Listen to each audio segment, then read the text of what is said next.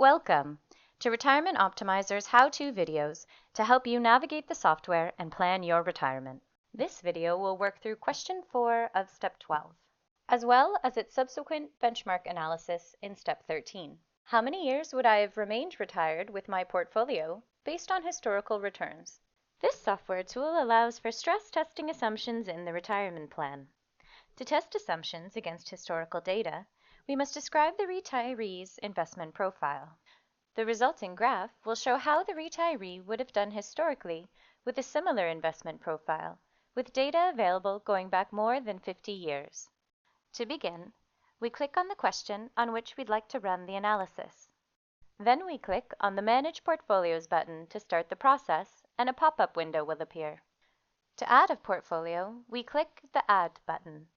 It is possible to mirror the retiree's portfolio proportionately using gold, the Bank of Canada GIC, the S&P TSX Composite Index, and the S&P 500 Index.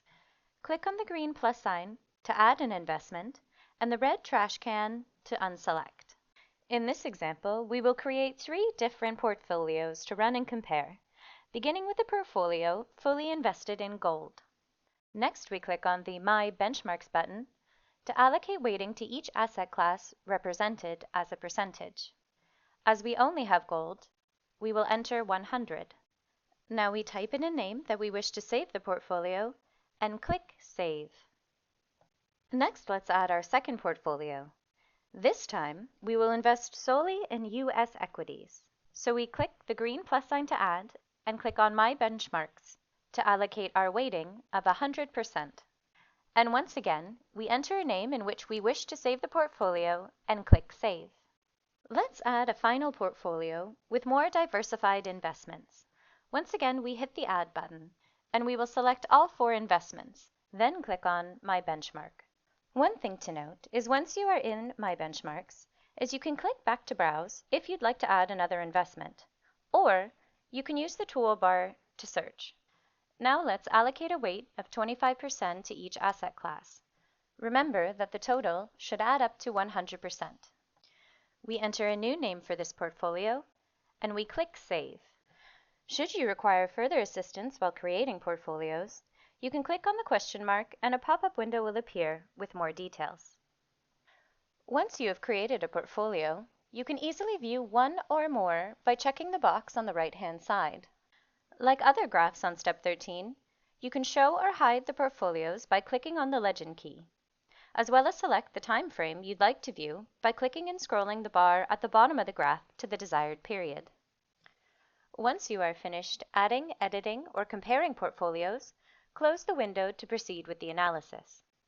Select which portfolios you'd like to view in the drop-down menu.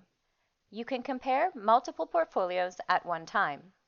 To deselect a portfolio, click on the white space at the top of the drop-down menu.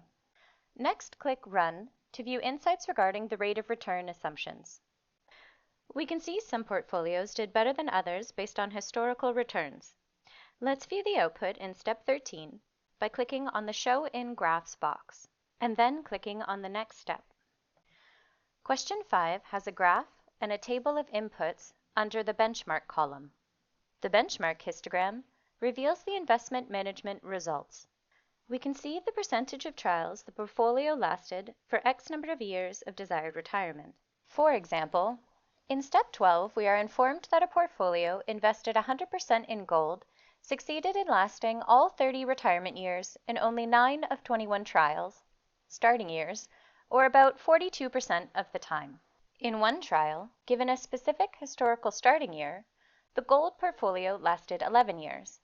In another trial with a different start year, it lasted for 12 years, a third starting year for 15 years, and so on.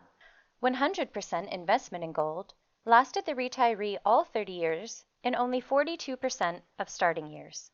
Similarly, we can see that a portfolio invested 100% in U.S. stocks would succeed in lasting retirement if started in 19 of the 21 starting years historically, for which information is available. We can see that in 2 of the starting years, U.S. stocks would have lasted the retiree 20 and 24 years respectively, and in the other 19 starting dates would have succeeded all 30 years. Finally, The portfolio where we evenly diversified our investments succeeded in 21 of the starting years historically. The table shows the specific allocations for each portfolio. Question 4 is included to provide confidence to the retiree regarding their investments and retirement decumulation plans.